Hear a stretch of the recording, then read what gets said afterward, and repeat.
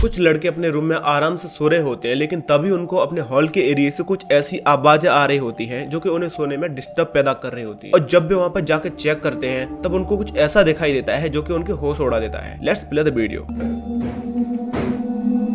Escucha, hágale suavecito. Espere, hágale.